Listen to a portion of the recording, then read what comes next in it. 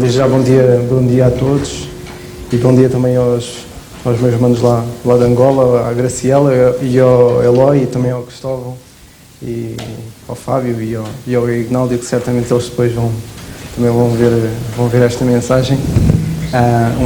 Um grande abraço com muitas saudades para eles. Hoje, o tema de hoje, tinha pensado, este é um dos assuntos que, de alguma forma, tenho... Posso ouvir fraco. Ouvir fraco, eu por acaso até estava a ouvir bem. Este tema que vou falar hoje é acerca...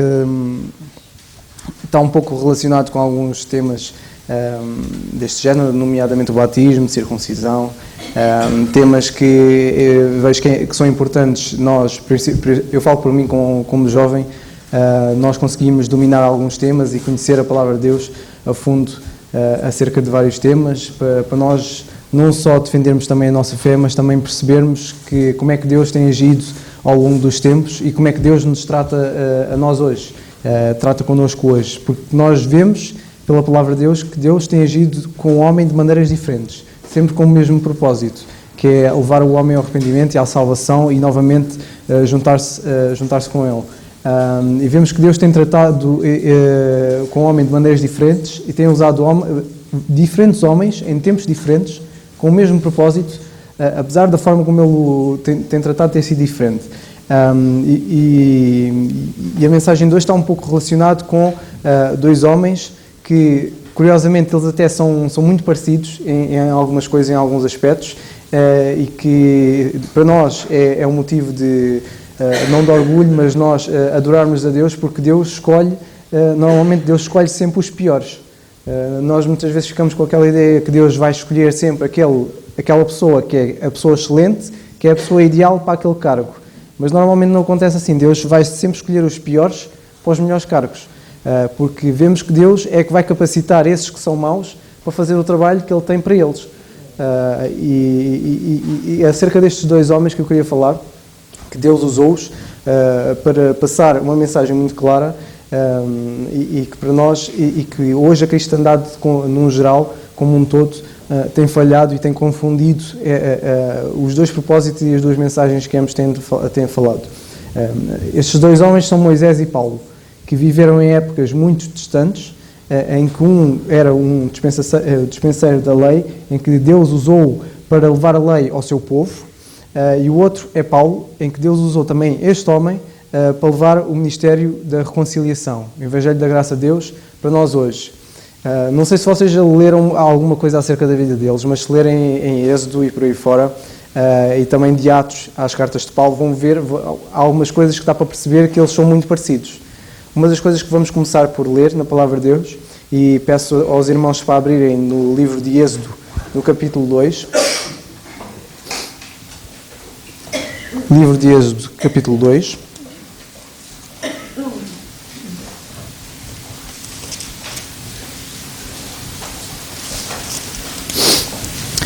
Êxodo, capítulo 2 e versículo 12.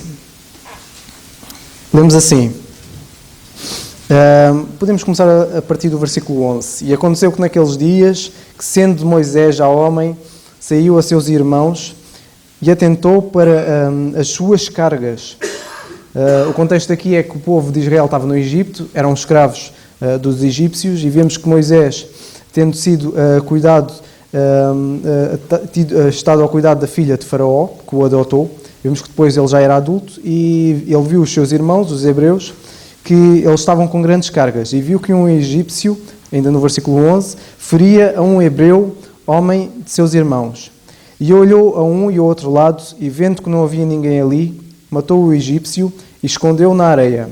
E tornou a sair no dia seguinte, e eis que dois homens hebreus contendiam, e disse ao injusto: Por que feres a teu próximo? O qual disse: Quem tem posto a ti por maioral e juiz sobre nós? Pensas matar-me como mataste o egípcio? Então temeu Moisés e disse: Certamente este negócio foi descoberto. Mais à frente, no chamado Novo Testamento, no livro de Atos, as primeiras vezes que nós ouvimos falar de Paulo, que antes de Deus mudar-lhe o nome dele era Saulo, para quem não sabe. Mais à frente, no livro de Atos, é dito que Saulo também se chamava Paulo, que vemos Lucas a escrever acerca do assunto. Vemos ele no versículo 8, no capítulo 8 e um pouco antes, no capítulo 7 e versículo 59. Vemos que Estevão, no final deste capítulo 7, ele morre, que é dito que apedrejavam a Estevão, no versículo 59, que em invocação dizia: Senhor Jesus, recebe o meu espírito, e pondo-se de joelho, clamou com grande voz: Senhor, não lhes imputes este pecado. E tendo dito isto, adormeceu. Capítulo 8, versículo 1, e também Saulo consentiu na morte dele, e fez naquele dia uma grande perseguição contra a igreja que estava em Jerusalém, e todos foram dispersos pelas terras da Judeia e de Samaria, excepto os apóstolos. Um pouco mais à frente, no capítulo seguinte, no capítulo 9 e no versículo 1, vemos que Saulo respirava ainda ameaças e mortes contra os discípulos do Senhor, e dirigiu-se ao sumo sacerdote e pediu-lhes cartas para Damasco, para as sinagogas, a fim de que se encontrasse alguns deste caminho, quer homens, quer mulheres, e os conduzisse presos a Jerusalém. Vemos aqui uma coisa semelhante entre os dois, é que os dois, de alguma forma, eram assassinos. Apesar de Paulo não ter diretamente matado Estevão, vemos que ele consentiu com a morte dele. Provavelmente ele é que deu a ordem, deu a autorização para eles apedrejarem. E vemos que no caso de Moisés também matou aquele egípcio. Vemos dois homens considerados horríveis perante a sociedade, e vemos que daquela altura, se já no Egito, e nós vemos, e se nós continuarmos a ler a história a seguir, vemos que o faraó depois perseguiu Moisés por causa do crime que ele cometeu. Da mesma forma, poderíamos dizer acerca de Saulo, que o que ele cometeu foi assassinato. Vemos que também os dois, em termos de semelhança, que os dois fizeram aquilo de uma boa vontade. Mais tarde nós lemos que Paulo diz que ele de boa mente perseguiu os crentes porque ele achava que estava a fazer o correto. E da mesma forma Moisés justificava o que ele estava a fazer porque ele viu que os seus irmãos estavam a ser oprimidos, os hebreus, e que ele tinha de fazer alguma coisa que ele, provavelmente no impulso da hora, justificou aquilo, que a morte que ele fez foi por uma boa causa, foi por ajudar o seu povo. Vemos que os dois tinham este propósito, o foco no povo de Israel, e que em termos de semelhanças eles estavam a fazer isto pelo seu povo. Vemos também que ambos, Deus usou estes dois homens que eram completamente maus, até aos nossos olhos, e Deus usou-os para levar uma mensagem tremenda, e usou-os para formar um povo. Neste caso, usou Moisés para tirar o povo de Israel do Egito, para irem para a sua terra, que deu-lhes a lei, e da mesma forma que Deus usou Paulo, o apóstolo Paulo, para dar-nos o Evangelho da graça de Deus e assim começar a Igreja, o corpo de Cristo. Com dois propósitos distintos, com dois povos distintos, um que seria o seu povo terreno e nós hoje que somos o seu povo celestial, vemos Deus a usar estes homens e a capacitá-los e a transformar a vida deles. Moisés, que de uma forma agiu por impulso, nós mais tarde lemos que Moisés era dos homens mais mansos que havia. E da mesma forma podemos ler acerca de Paulo, que Paulo, agindo por impulso, e muitas vezes pensamos que sem pensar, vemos um homem também mudar a sua mente a ser transformada, e vemos que é o Senhor que fazia isto na vida deles. Outra coisa que eles têm em comum é que ambos ensinaram o que o Senhor mandou. No livro de Deuteronômio, no capítulo 4 e versículos 1 a 2, nós temos o exemplo típico em que é dito o seguinte: agora, pois, ó Israel, ouve os estatutos e os juízos, notem o que Moisés diz, que eu vos ensino, para os cumprires, para que vivais e entreis e possuais a terra que o Senhor, Deus de vossos pais, vos dá. Não acrescentareis à palavra que eu vos mando, nem diminuireis dela, para que guardeis os mandamentos do Senhor vosso Deus, que eu vos mando. Também Paulo, semelhantemente na carta aos Gálatas, no capítulo 1 e versículos 8 e 9, é dito: mas ainda que nós mesmos, ou um anjo, vos anuncie outro evangelho, além do que vos tenho anunciado, seja anátema, ou maldito. Assim como já vos dissemos, agora de novo também vos digo: se alguém anunciar outro evangelho, além do que já recebestes, seja anátema. Nós vemos que estes ambos, tanto Moisés como Paulo, vemos que, semelhantemente, o que eles ensinavam não eram estatutos deles, da mente deles, da imaginação, de algo que eles de repente lembraram-se, agora vou juntar um monte de gente e vou-lhes dar a lei que eu quero que eles sigam. Não, vemos que eles receberam esta mensagem não deles mesmos, mas do próprio Senhor. Isto mostra-nos que ambos, tanto Moisés como Paulo, se nós lermos o livro de Êxodo até Deuteronômio e as cartas de Paulo e Atos, nós vemos que ambos, a mensagem que eles receberam diretamente do Senhor, não receberam de intermédio por sonhos, naquela altura, ou visões, mas eles mesmos falavam com o Senhor. Vemos esta semelhança entre eles, mas ainda assim com mensagens diferentes.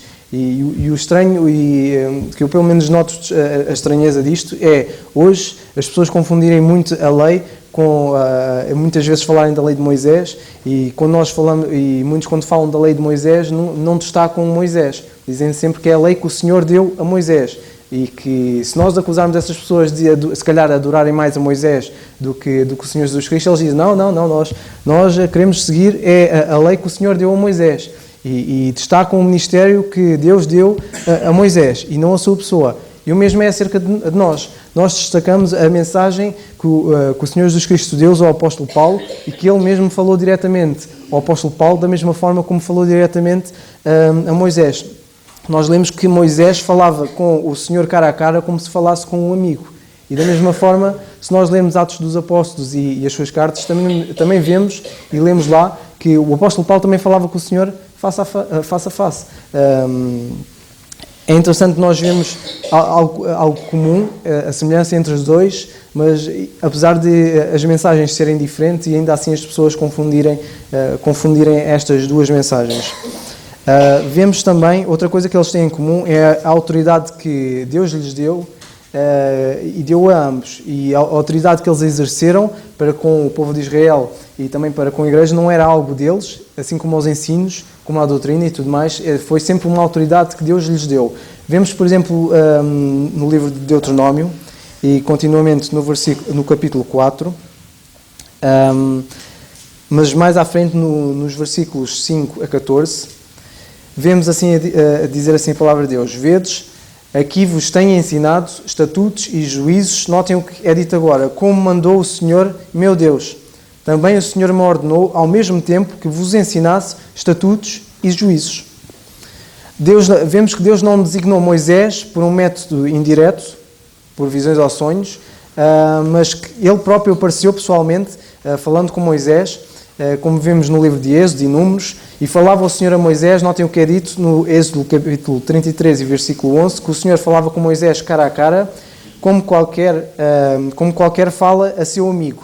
E o Senhor disse, ouvi agora as minhas palavras, se entre vós houver profeta, eu, o Senhor, em visão, a ele me farei conhecer, ou em sonhos falarei com ele. Não é assim como o meu servo Moisés, que é fiel em toda a minha casa. Boca a boca eu falo com ele, e de vista, e não por figuras, pois ele vê a semelhança do Senhor. Porque, pois, não tivestes temor de falar contra meu servo, contra Moisés. Assim a ira do Senhor acendeu-se contra eles, e foi-se. Vemos que o Senhor, então, ao longo entre o livro de Êxodo até Deuteronômio, vemos que o Senhor falava sempre com Moisés cara a cara. E que a autoridade que ele deu a Moisés era uma autoridade única e que deviam seguir o que Moisés dizia, porque o que Moisés ensinava e os estatutos que ele dizia não eram dele, mas era sempre do que o Senhor dizia a eles. Da mesma forma, nós vemos acerca de Paulo, na primeira carta aos Coríntios, no capítulo 11 e versículo 23, que lemos há pouco, em que a respeito da ceia do Senhor, vemos que Paulo dizer que o que eu recebi do Senhor, o que também vos ensinei. Tudo aquilo que eu vos tenho ensinado até aqui e até para a frente, é sempre o que eu recebi do Senhor. A respeito do Evangelho que ele pregava entre os gentios, notem que Paulo também dizia, no capítulo 16 e versículo 3, porque primeiramente vos entreguei o que também recebi. Notem que a autoridade dele não era dele, era a autoridade que o Senhor lhe tinha dado. Ainda a respeito da vinda do Senhor para arrebatar os seus, lemos também Paulo a dizer, dizemos, pois, isto pela palavra do Senhor. Não era pela palavra deles. 15.3. 15.3? Tinha 16. Obrigado. Isso é a respeito da outra passagem que tinha citado. Ainda também na carta aos Gálatas, Lemos também Paulo a dizer que faço-vos saber, irmãos, que o Evangelho que por mim foi anunciado, ele diz que não é segundo homens, porque não o recebi, nem aprendi de homem algum. Mas notem o que ele diz, pela revelação de Jesus Cristo.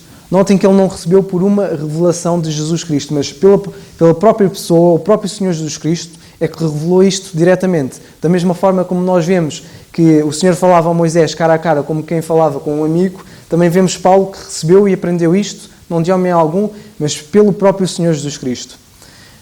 Vemos que em Atos, e podemos abrir, estamos lá perto, Atos no capítulo 26 e versículos 16, lemos ainda, o Senhor quando apareceu a Paulo, vemos Paulo dar o seu testemunho, nesta passagem,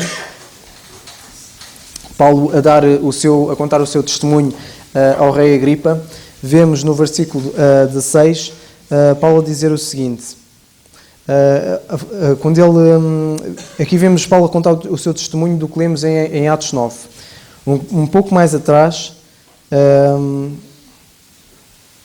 talvez no versículo 10, versículo 10, o que também fiz em Jerusalém, e havendo recebido a autorização dos principais sacerdotes, isto fazendo ligação com Atos 9.1, encerrei muitos dos santos nas prisões, e quando os matavam, eu dava o meu voto contra eles. Vemos aqui mais uma vez Paulo a enfatizar que os assassinatos que foram todos cometidos foi por votos dele. E castigando muitas vezes por todas as sinagogas, os obriguei a blasfemar. E enfurecido demasiadamente contra eles, até nas cidades estranhas os persegui. Sobre o que indo então a Damasco, com poder e comissão dos principais dos sacerdotes, ao meio-dia, ó rei, vi no caminho uma luz do céu que excedia o esplendor do sol, cuja claridade me envolveu a mim e aos que iam comigo. E caindo nós por terra, ouvi a voz do que me falava em língua hebraica, dizia: Saulo, Saulo, por que me persegues? Dura coisa te é recalcitar contra os aguilhões. E disse eu: Quem és, Senhor? E ele disse: Eu sou a Jesus, a quem tu persegues. Mas levanta-te e põe-te sobre os teus pés, porque te apareci por isto, para te pôr por ministro e testemunha tanto das coisas que tens visto, como daquelas, notem o que ele diz agora, pelas quais te aparecerei ainda, livrando-te deste povo e dos gentios, a quem agora te envio. Notem que era o próprio Senhor a dizer que lhe apareceu, ele próprio apareceu e ainda ia aparecer. Vemos que Moisés e Paulo tinham também em comum que a relação que eles tinham com o Senhor era sempre o Senhor na sua glória, sempre o Senhor glorificado. E eles falavam sempre com ele, com o Senhor glorificado. E vemos que eles tinham esta mensagem e tinham sido destacados e afastados com um propósito. Neste caso, tirar o seu povo do Egito e dar a lei que Deus estabeleceu, e o outro, Paulo, levar o Evangelho da graça de Deus e, neste caso, destituir toda a lei. Paulo, semelhantemente a Moisés, também recebeu esta sua comissão e autoridade, e vemos que eles receberam diretamente do Senhor, e não foi por nenhum método indireto. Completamente foi permitido, quer a Moisés, notem que também, quer a Paulo, que eles vissem o Senhor na sua glória, apesar de não ser revelante. O ponto é que nenhum deles viu o Senhor meramente numa visão ou sonhos, como todos os outros profetas, mas o próprio Senhor revelou-se diretamente a eles. Eles também não receberam a sua mensagem meramente por uma revelação, mas pelo próprio Senhor ser manifestado. Como tinha sido com Moisés, também foi com Paulo, que o próprio Senhor revelou-se a ele e falou com ele face a face e boca a boca. Aquele que aparecera a Moisés com a lei, no meio dos relâmpagos e trovões do Sinai, manifestou-se em carne para morrer pelo pecado, e que agora aparece a Paulo com uma mensagem de graça infinita, uma mensagem completamente diferente daquele que ele tinha dado a Moisés e depois mais tarde deu aos apóstolos. Entretanto, é interessante também quando nós vemos acerca do Senhor a falar aos apóstolos, vemos que a mensagem que ele dá aos apóstolos e a maneira como ele se trata aos apóstolos também era diferente. Vemos que o Senhor em carne, e que os apóstolos conheciam o Senhor em carne, e que o Senhor, quando estava neste mundo, também deu-lhes a mensagem de eles falarem acerca do reino, depois mais tarde aos gentios, a começar pelo povo de Israel. Vemos que depois o Senhor glorificado vai mudando esta mensagem. E são estes 3 pontos, diria que são estes 3 pontos, às vezes, que o Senhor falou a Moisés. Depois, mais tarde, quando falou aos 12, com o Evangelho do Reino.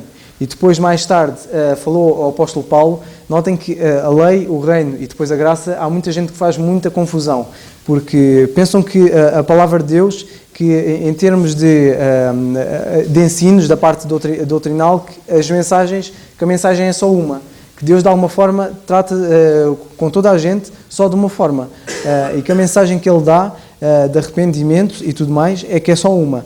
Mas nós, se compararmos o que é dito acerca da lei, vemos a maneira como Deus falou com Moisés, e depois mais tarde, quando vemos acerca do reino a ser estabelecido, vemos que a lei também estava agregada, porque o Senhor Jesus Cristo diz que eles tinham de cumprir a lei de Moisés, mas vemos quando eles falam que é chegado o reino, o teor da mensagem depois começa a ser mudado, apesar da lei não ter sido descartada. Mas quando vemos o Senhor a salvar o apóstolo Paulo, vemos que tudo aquilo que ele tinha estabelecido começa a mudar e muda de forma radical.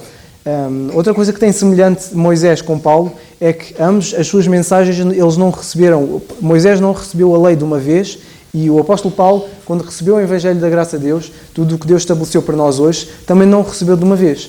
Nós vemos que começamos a ler a história de Moisés em Êxodo 1, mas ele depois só começou a receber a lei a partir do versículo 20, do capítulo 20. Notem que 20 capítulos em que Moisés, até só a partir de sensivelmente dos 80 anos, é que depois foi para tirar o povo de Israel do Egito, vemos que demorou anos e anos para ele receber toda a lei e passar toda a lei ao povo de Israel. E da mesma forma que ele foi recebendo progressivamente a lei, vemos o mesmo acontecer com Paulo, que Paulo também não recebeu o Evangelho da Graça de Deus e o Ministério da Reconciliação não a recebeu de uma vez, de uma rajada. Ele foi recebendo aos poucos. E da mesma forma que foi estabelecendo umas coisas, outras coisas foi-se tirando. Nós muitas vezes na minha área, quando falamos na área da consultoria, muitas vezes quando falamos de estabelecer alguma coisa nova ou de fazer alguma coisa nova, nós muitas vezes falamos em otimizar aquilo que já existe. E quando otimizamos alguma coisa que existe, nós muitas vezes pensamos naquilo, o que é que temos e o que é que vai ser necessário tirar, aquilo que já é velho, aquilo que não é necessário, para estabelecer coisas novas. E vemos Deus de alguma forma também agir assim ao longo de Atos dos Apóstolos e nas cartas de Paulo, em que Deus foi tirando a lei progressivamente, e da mesma forma que foi tirando a lei progressivamente e todas as ordenanças e tudo mais, foi introduzindo a graça também progressivamente. E vemos que tudo o que nós hoje não precisamos cumprir nada acerca da lei, que tudo o que Deus deu e revelou para nós através do apóstolo Paulo é tudo o que nós precisamos. Mas é interessante nós vemos que ambos estes homens também foram usados e a mensagem que Deus lhes passou foi passada progressivamente. E eles foram também introduzindo progressivamente e foram sempre enfatizando que aquilo que eles ensinavam era uma autoridade que tinha sido dada por Deus. A autoridade que o Senhor deu aos 12 apóstolos também tinha a ver com a autoridade da igreja, mas notem que a igreja no reino. Nós sabemos que Deus interrompeu este programa do reino após o apedrejamento de Estevão e que ao apóstolo Paulo foi depois dada esta autoridade para agir com capacidade oficial na ausência do Senhor durante a dispensação da graça. Esta autoridade foi posteriormente transmitida através das suas epístolas para a igreja hoje. Notem as palavras de Paulo na primeira carta aos Coríntios, no capítulo 5, e podemos abrir no instante, estamos lá perto. Primeira carta aos Coríntios, no capítulo 5. Lemos assim nos versículos, podemos começar a ler no versículo 1. Geralmente se ouve que há entre vós fornicação, e fornicação tal que nem ainda entre os gentios se nomeia. Estou no certo. Como é haver quem possua a mulher de seu pai. Estais ensoberbecidos, e nem ao menos vos entristeceis por não ter sido dentre vós tirado quem cometeu tal ação. Notem agora o que ele diz. Eu, na verdade, ainda que ausente no corpo, mas presente no espírito, já determinei como se estivesse presente, que o que tal ato praticou, em nome do Senhor Jesus Cristo, juntos vós e o meu Espírito, notem o que ele diz agora, com o poder de nosso Senhor Jesus Cristo, seja este tal entregue a Satanás para a destruição da carne, para que o Espírito seja salvo no dia do Senhor. Notem que a autoridade que ele diz exercer não é uma autoridade dele, mas pelo poder do nosso Senhor Jesus Cristo. Uma das principais razões porque as pessoas, muitas religiosas e sinceras, são deixadas muitas vezes na dúvida e na incerteza quanto à salvação, É porque a Igreja hoje, e podia-se dizer a Igreja organizada, tem-se rebelado contra a revelação distinta e importante que Deus tem dado e deu ao apóstolo Paulo. E para nós que vivemos neste presente século, notem que esta revelação é encontrada nas palavras inspiradas de Paulo, como vemos Paulo a dizer aos Romanos no capítulo 11 e versículo 13, a Paulo a enfatizar que para convosco falo gentios, que enquanto eu for apóstolo dos gentios, glorificarei o meu ministério. Nota que não se tratava da pessoa dele. Assim como Moisés não se tratava da pessoa dele, e Moisés falava sempre, enfatizava sempre que era o que o Senhor lhe tinha mandado e que a autoridade que ele tinha era do Senhor e que ele fazia exercer o ministério que o Senhor tinha dado, neste caso a Moisés. Da mesma forma vemos Paulo não a destacar a sua pessoa, mas o ministério que o Senhor lhe tinha dado.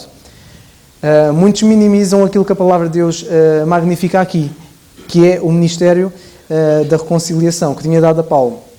Muitos insistem em seguir Pedro em vez de Paulo, não vendo que a autoridade de Pedro dizia respeito ao agora rejeitado reino de Cristo, na terra sobre Israel e as nações. Vemos que o povo de Israel, e se lermos Atos dos Apóstolos e formos lendo as cartas de Paulo, vemos que Israel foi posto de parte, que Israel foi posto ao mesmo nível de todas as outras nações.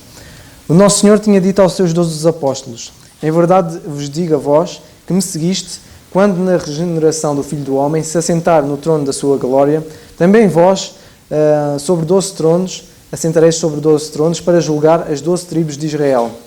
Certamente que hoje não há 12 tribos na Igreja. A Igreja não tem 12 tribos. Nem tem qualquer provisão específica ou implícita feita pelo nosso Senhor Jesus Cristo de haver qualquer sucessão apostólica. Aqui não há os 12 apóstolos, quando Deus estabeleceu e eles faleceram, não houve nenhuma herança passada de pai para filho para serem apóstolos também. E o mesmo acontece com o apóstolo Paulo. Quando o apóstolo Paulo faleceu, ninguém foi apóstolo no lugar dele.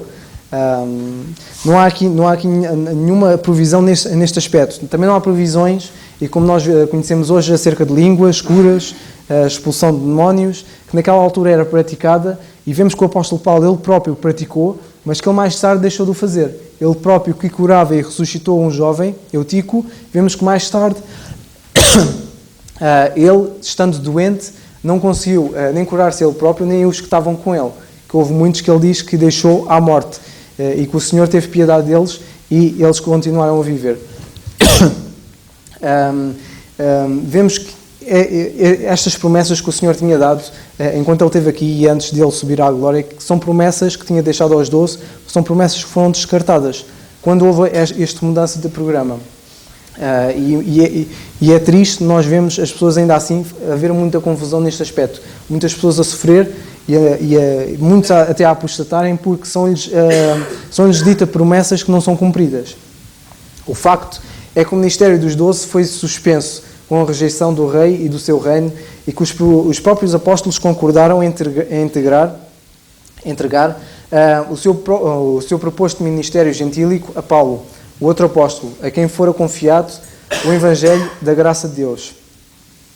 Se as multidões religiosas confusas pudessem tão somente ver que quando Israel se uniu aos gentios na rebelião contra Deus, quando o pecado do mundo ascendeu ao seu zénite e tudo se aprontava para juízo, vemos que quando isto aconteceu, Deus revelou as abundantes riquezas da sua graça ao salvar Paulo, em vez de julgar todas as nações, o principal dos pecadores, e ao enviá-lo como arauto e exemplo vivo da sua graça. Vemos que, por fim, Paulo também a escrever em Romanos 5, veio, porém, a lei para que a ofensa abundasse, mas onde o pecado abundou, superabundou a graça, para que assim como o pecado reinou na morte, também a graça reinasse pela justiça para a vida eterna por nosso Senhor Jesus Cristo. Mais uma vez, e para reforçar, da mesma forma, vemos estas semelhanças entre o apóstolo Paulo e Moisés, que ambos, sendo homens maus, Deus usou-os de forma fantástica e mudou o coração deles e a vida deles para lhes dar um ministério importante. E nós que lemos a palavra de Deus, seria importante também para nós, quando vemos acerca de Paulo e de Moisés, vemos que ambos não foram importantes a sua pessoa em si, e nós não descartamos também que Paulo, a vida fantástica que ele teve, o exemplo que ele teve e que ele próprio diz para nós seguirmos, vemos que Deus o usou de forma fantástica, mas nós devemos estudar a palavra de Deus, comparar estes dois ministérios e estes dois propósitos, para nós seguirmos aquilo que é correto e que Deus estabeleceu para nós hoje. Porque senão continua a haver muita confusão nestes temas e é importante nós compararmos e vermos que, da mesma forma que Deus usou um, Deus usou o outro, para mostrar graça para connosco. Não se trata da pessoa, e muitos acham que nós, quando falamos de Paulo, é quase assim como os católicos falam de Maria, nós falamos de Paulo, ou os católicos falam de santos, nós falamos de Paulo. Não é assim, não se trata da pessoa de Paulo, mas sim do ministério que o Senhor deu a Paulo e que Paulo muitas vezes em todas as suas cartas ele enfatiza. O meu ministério, o ministério que o Senhor me deu, aquilo que eu falo, que ensino, não é da minha autoridade, nem aprendi de homem algum, mas pelo próprio Senhor Jesus Cristo. E que nós, ao estudarmos a Palavra de Deus, possamos compreender cada vez mais isto, para depois não misturarmos as coisas. Porque senão depois começamos a pôr em causa a salvação. Já dizemos que a salvação já não é só pela fé, é preciso começar, se calhar, a fazer sacrifícios, ou como alguns judeus, em que Paulo teve esta batalha tremenda com os Gálatas, em que começaram-se a circuncidar os homens e a cumprirem a lei, depois de terem aceitado o Senhor Jesus Cristo. E vemos Paulo dizer, se vocês fizerem isso, Cristo nada vos aproveitará. A graça hoje é só pelo Senhor Jesus Cristo. Não temos de cumprir nenhuma ordenança, porque Deus não nos deu ordenanças. Nós hoje temos livros disto. Tudo, as ordenanças que Deus tinha dado e a lei que tinha dado através de Moisés, vemos que mais tarde isso foi abolido quando o Senhor levantou o apóstolo Paulo para mostrar a sua graça para connosco. Que nós possamos continuar também a estudar a sua palavra e perceber que, apesar de Deus usar homens fracos como nós, Deus usou-os e mudou os corações deles para levar uma mensagem tremenda. E vemos que no caso do apóstolo Paulo, nós não destacamos ou adoramos a sua pessoa em si. Não, o Senhor é o mesmo, assim como é o Senhor dele, é o mesmo, é o nosso também. Mas nós destacamos este ministério tão importante que o Senhor lhe deu para nós hoje vivermos tranquilo e descansadamente e com toda a liberdade de adorarmos o Senhor como devemos. Ele diz como devemos fazer. Que possamos continuar a estudar a Palavra de Deus e que o Senhor continue a abençoar-nos. Sim.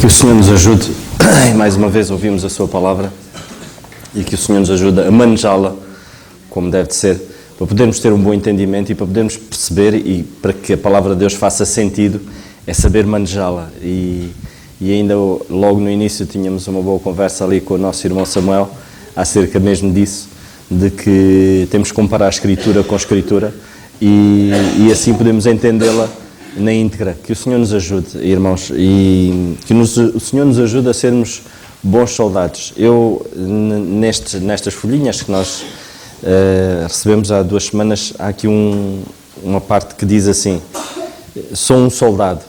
E nós devemos ser soldados de Cristo. Nós hoje, o nosso papel é embaixadores e soldados.